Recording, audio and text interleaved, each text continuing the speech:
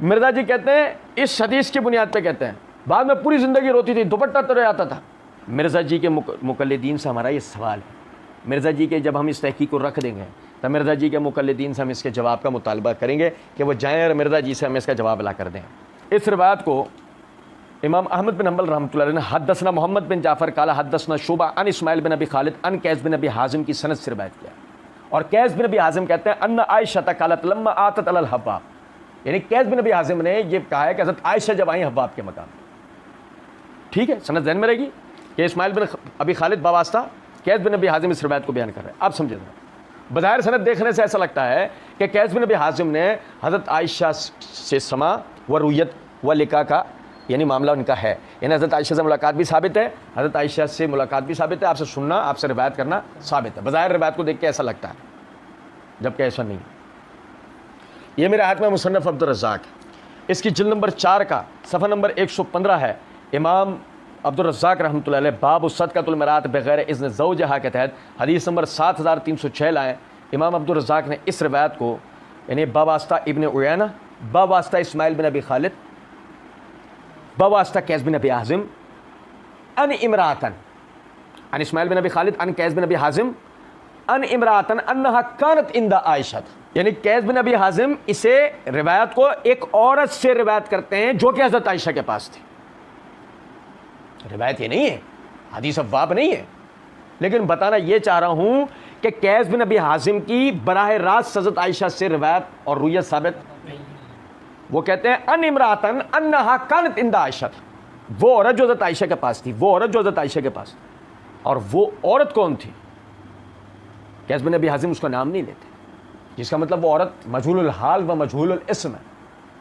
اب اس صورت میں وہ مجہول العین ہے،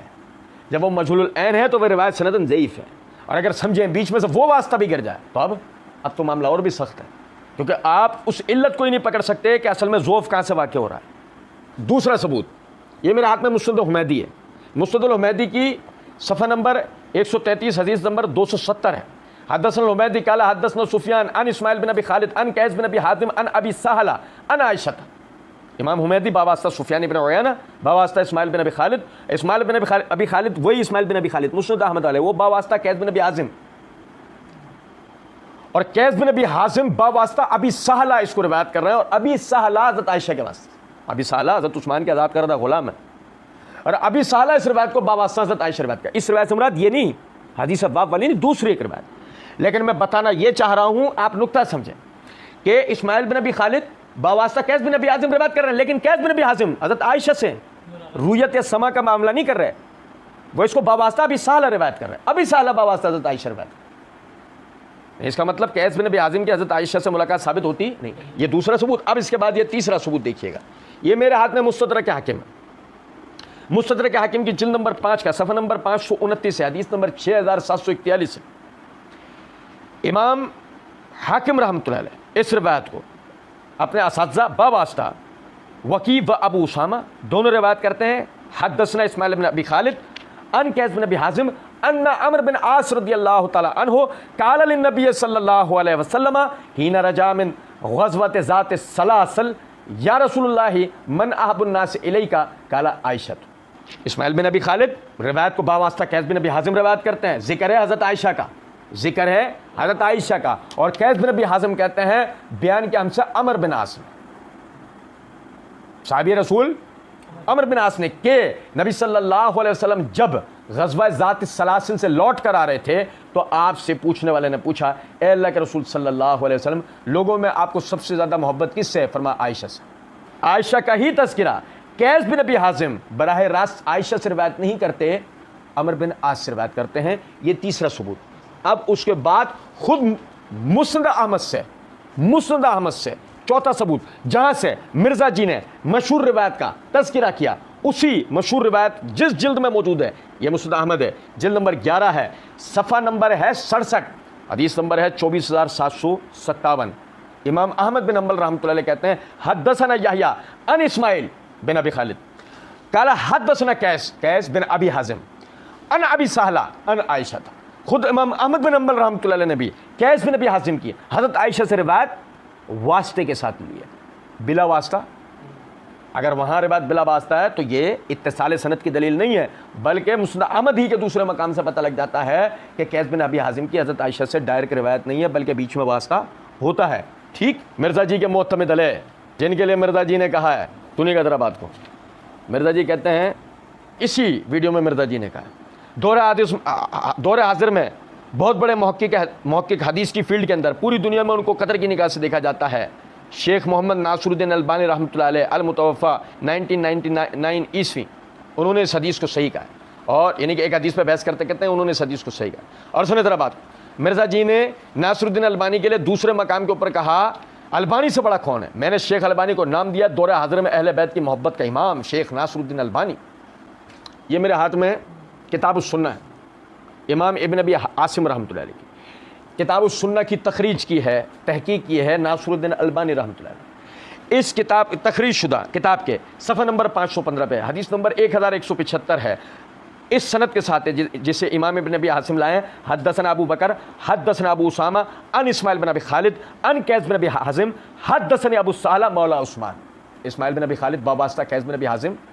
روایت کو بیان کرتے ہیں، جس میں قیس بن ابی حازم کہتے ہیں مجھ سے ابو صالح نے بیان کیا. حدثني ابو صالح مولا عثمان. اور اس روایت کی یعنی یہ وہ روایت نہیں ہے، حدیث و روایت نہیں ہے، ایک دوسری روایت کی سند پڑھ رہا ہوں میں، لیکن میں بتانا کیا چاہ رہا ہوں کہ دیکھو یہاں بھی قیس بن ابی حازم روایت کو باواسطہ ابو صالح بیان کرتے ہیں، اور ناصر البانی رحمۃ اللہ علیہ اس کی تحقیق کے دوران کیا کہتے ہیں، جملہ سنیں ذرا آپ کو. وہ کہتے ہیں اسنادہ صحیح، سند اس کی صحیح ہے، وہ رجالہ ثقات رجال الشیخین، رجال اس کے قابل بھروسہ ہیں، ثقہ رجال ہیں، اور بخاری مسلم کے رجال ہیں. غیر ابی صالح مولا عثمان، سوائے ابو صالح مولا عثمان کے، یعنی عثمان بن عفان کے آزاد کردہ غلام ابو صالح کے علاوہ. وہ ہوا ثقہ کما قال ابن حبان بل اجلی بل اسقلانی، وہ بھی ثقہ ہیں جیسے کہ ابن حبان اجلی اور اسقلانی نے کہا ہے. ما انہم لم یذکروا لہ راویا غیر قیس بن ابی حازم، سوائے اس کے کہ قیس بن ابی حازم نے ان کے علاوہ راوی کو ذکر نہیں کیا. وقت اس کا تہ بعض الروات من الاسناد، اور اس سند کے بعد راوی گرے ہوئے ہیں، اور اس سند کے بعد راوی قیس بن ابی حازم کی حضرت عثمان سے ملاقات ثابت نہیں ہے، بیچ میں واسطہ ہے. سنیں ذرا بات، میرے ہاتھ میں ہمارے پاس لائبریری میں امام علی بن مدینہ رحمۃ اللہ علیہ کی کتاب العلل نہیں ہے، میں مکتبۃ الشاملہ سے کتاب العلل صفحہ نمبر 49-50 پڑھ کے آپ بھائیوں کو بتا رہا ہوں، مکتبۃ الشاملہ میں دیکھا جا سکتا ہے. اور اصل کتاب العلل کوئی بھائی ہمارے پاس لائیں، یہ نکال کے دکھائیں گے اصل کتاب سے. امام علی بن مدینہ رحمۃ اللہ علیہ قیس بن ابی حازم کے حوالے سے فرماتے ہیں کہ قیل لعلی ہؤلاء کلہم سمع منہم قیس بن ابی حازم سمان. نام سنیے گا کہ قیس بن ابی حازم کے لیے علی بن مدینہ رحمۃ اللہ علیہ سے پوچھا گیا کہ انہوں نے سنا ہے ابو بکر سے، عمر سے، عثمان سے، علی سے، سعد بن ابی وقاص سے، زبیر سے، طلحہ بن عبید اللہ سے، ابو رحم سے، جریر بن عبداللہ البجلی سے، ابو مسعود بدری سے، خباب بن ارد سے، مغیرہ بن شعبہ، مرداس بن مالک الاسلمی سے، مسترد بن شداد فہری سے، دکین بن سعد المزنی سے، معاویہ بن ابی سفیان سے، عمر بن عاص سے، ابو سفیان بن حرب سے، خالد بن ولید، حذیفہ بن یمان سے، عبداللہ بن مسعود و سعد بن زید و ابو جحیفہ سے. اور انہی کے طبقے کی حضرت عائشہ ہے نا، یہ حضرت عائشہ ان کے علاوہ کسی طبقے کی ہے. معاویہ بن ابی سفیان کے تو دورہ حکومت میں ان کا انتقال ہوا ہے. سنیں ذرا بات. قیل لعلی، امام علی بن مدینہ رحمۃ اللہ علیہ جن کا علم و فضل و مرتبہ اتنا ہے کہ امام بخاری رحمۃ اللہ علیہ فرمایا کرتے تھے کہ میں نے اپنے آپ کو اگر کسی کی مجلس میں انتہائی حقیر پایا ہے تو علی بن مدینہ رحمۃ اللہ علیہ کی مجلس میں پایا، وہ ان کا علمی مقام و مرتبہ ہے. علی بن مدینہ رحمۃ اللہ علیہ کہتے ہیں کہ ان سے پوچھا گیا ہؤلاء کلہم سمع منہم قیس بن ابی حازم سمان، یہ سب وہ ہیں جن سے قیس بن ابی حازم نے سما کیا ہے؟ قال نعم سمع منہم سمان ولولا ذلك لم نعد له سمان قیل له شہد الجمل. ان سے پوچھا گیا کہ کیا ان سے سما ہے ان کا؟ کہا بالکل، جبھی تو میں نے ان سے سما کرنا لو میں ان کو سنا ہے، ان کو گنا ہے. قیل له شہد الجمل، کہ کیا وہ جمل میں موجود تھے؟ قال لا، وہ جمل میں نہیں تھے. اگر قیس بن ابی حازم جمل میں نہیں تھے تو حوض کے مقام کا واقعہ قیس بن ابی حازم کو کیسے پتا؟ کیونکہ یہ تو جمل کے واقعے میں ہی پیش آیا نا.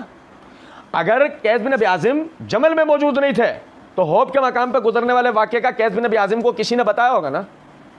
وہ کون ہے؟ سند میں سے گرا ہوا ہے، وہ جو بھی ہے سند میں موجود قیس بن ابی حازم اس واسطے کا ذکر کر رہے نہیں ہیں. اچھا پھر اب دیکھیں ان 6-7 دلائل کے بعد، یہ دیکھیں، یہ میرے ہاتھ میں تاریخ بغداد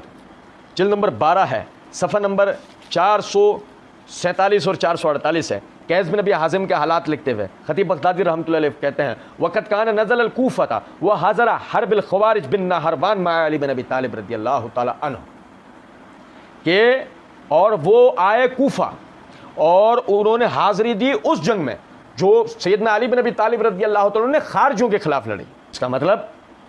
قیس بن ابی حازم نہ جمل میں تھے نہ صفین میں تھے، جمل اور صفین کے ایک عرصے بعد خوارج کے خلاف ہونے والی لڑائیوں میں وہ کوفہ پہنچے تھے۔ تو اس کا مطلب قیس بن ابی حازم نے غوب کے مقام کا واقعہ از خود دیکھا، انہوں نے کسی سے اسے روایت کیا، اگر اس کی کوئی صداقت و سچائی ہے تو انہوں نے کسی سے روایت کیا، اور جس سے روایت کیا سند سے وہ گرا ہوا ہے۔ یہی وجہ ہے، آپ سمجھیں اور آگے دیکھیں جو مرزا جی نے جو بات کہی ہے، کہتے ہیں میں مرزا جی کے ایک عبارت چھوڑ کے کیونکہ ابھی ایک سیاق چل رہا ہے، بات سمجھ میں بھائیوں کو آ رہی ہوگی، ایک ردم چل رہی ہے تو بات سمجھ میں آ جائے، تو اسی لیے میں آگے اس کو لے کے چل رہا ہوں، سمجھے گا ذرا بات۔ کہتے ہیں بعد میں پوری زندگی روتی تھی، دوپٹہ تر جاتا تھا، ان کے الفاظ ہیں کہ میں نے نبی صلی اللہ علیہ وسلم کے بعد میں نے یہ بدعت کی ہے، احدث کے الفاظ، بلکہ میں پورا ہی پڑھ دیتا ہوں آپ کو، ساتھ سنیے گا ذرا، احدث کے الفاظ۔ شاہ جی نے بولا اس کا کیا حوالہ ہے؟ مرزا جی نے بولا یہ میں نے اس کے اندر لکھا ہے۔ میرے بھائی آپ یہ پمفلٹ نہیں پڑھتے، یہ سمندر ہے، کئی لوگوں نے یہ پمفلٹ جو ہے اس کو سمجھا ہے کہ شاید یہ اسی طریقے سے لکھ دیا گیا ہے۔ میرے بھائی اس پمفلٹ کے اندر یہ حدیث جو ہے نا مصنف ابن ابی شیبہ میں 37,772، البانی صاحب صحیح کہتے ہیں اس کو، شیخ زبیر علی زئی صاحب بھی، اور میں نے البانی صاحب کے پورے کمنٹس نقل کیے ہیں، سنیں ذرا توجہ سے بات۔ بعد میں پوری زندگی روتی تھی، دوپٹہ تر جاتا تھا، ان کے الفاظ ہے کہ میں نے نبی صلی اللہ علیہ وسلم کے بعد میں نے یہ بدعت کی ہے، احدث کے الفاظ ہیں، اور یہ وہ حدیث ہے جس کو زبیر صاحب اور البانی صاحب کہ میں نے کمنٹ نقل کیا، البانی صاحب صحیح کہتے ہیں، زبیر صاحب صحیح کہتے ہیں۔ یہ میرے ہاتھ میں مصنف ابن ابی شیبہ ہے، جلد نمبر 14 ہے، صفحہ نمبر 242-243 ہے، مرزا جی کے بیان کردہ حدیث نمبر ہے۔ حدثنا ابو اسامہ قال حدثنا اسماعیل کون؟ اسماعیل بن ابی خالد، ان قیس کون؟ قیس بن ابی حازم، قالت عائشہ لما حضرتها الوفات، کہا عائشہ نے جب ان پہ وفات کا وقت آیا، ادفنونی مع ازواج نبی علیہ الصلوۃ والسلام فانی کنت احدثت بعد حدثا، مجھے نبی صلی اللہ علیہ وسلم کی وفات ازواج کے ساتھ دفن نہ کرنا کیونکہ میں نے ان کے بعد یہ بدعت احدث کے الفاظ، صحیح بخاری میں نہیں ہے الفاظ، مرزا جی نے اقرار کیا، اگلی ویڈیو میں ہم اس کو پڑھیں گے، صحیح بخاری میں یہ الفاظ نہیں، اس کا مطلب یہ راوی نے اس میں گھسیڑے ہیں۔ اور میں نے آپ کے سامنے عرض کیا قیس بن ابی حازم کی حضرت عائشہ سے ملاقات ثابت نہیں ہے، اور یہ روایت بھی تو قیس بن ابی حازم ہی سے ہے، الحمدللہ ثم الحمدللہ۔